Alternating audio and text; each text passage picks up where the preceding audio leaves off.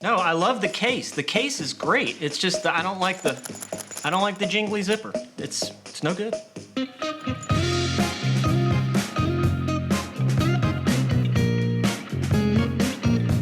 Hello world, my name is Matt Spa and I'm a photographer and commercial video producer in Atlanta, Georgia. And in this awesome little case with the jingly zipper, I have an Innorel N44 ball head. And in this video, I'm gonna talk about it.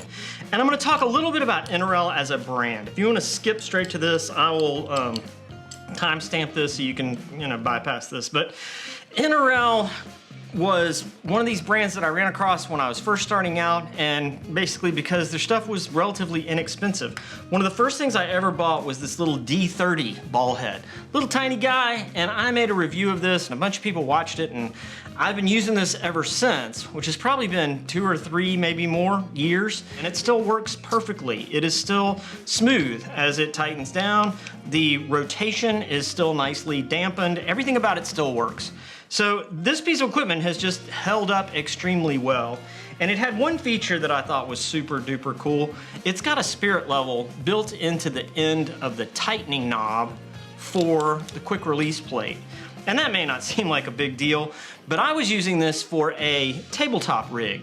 And if you mount your camera correctly in here, this knob is going to be exactly perpendicular to your lens, or kind of in line with your lens. So if you use that spirit level and get it all level, you're perfectly square to whatever you're, well, not perfectly, it's fallen world, but you're relatively square to whatever you're shooting. And I just thought that was the coolest thing ever. So I was automatically impressed with Innorel and their incredible design.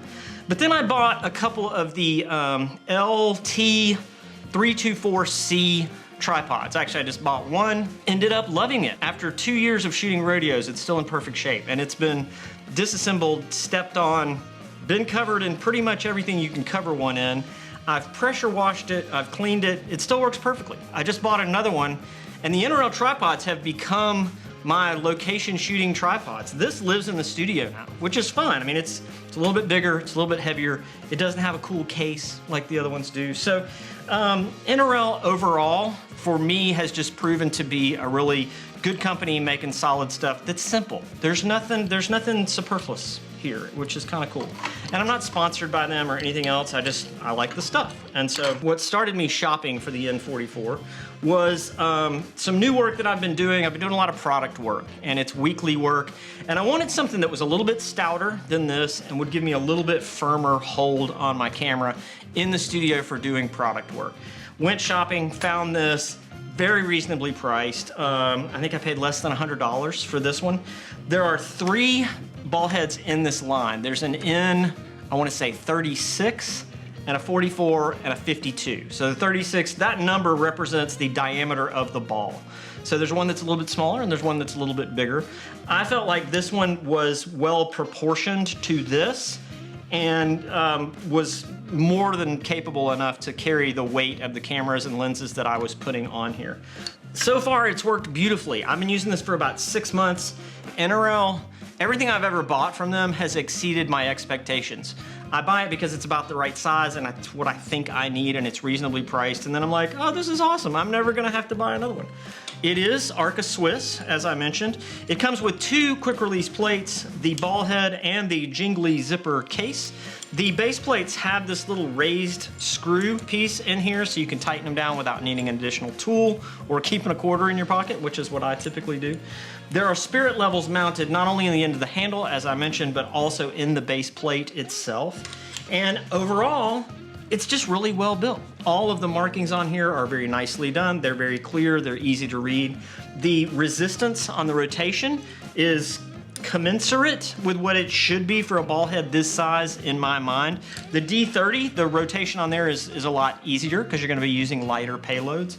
So I think this is rated for something like 40-pound payloads, which it would certainly handle with no problem. The knob out here is big enough to give you good torque when you're cranking this down. You're not gonna, if you stay within those payload limitations, you're not gonna have something coming loose on you.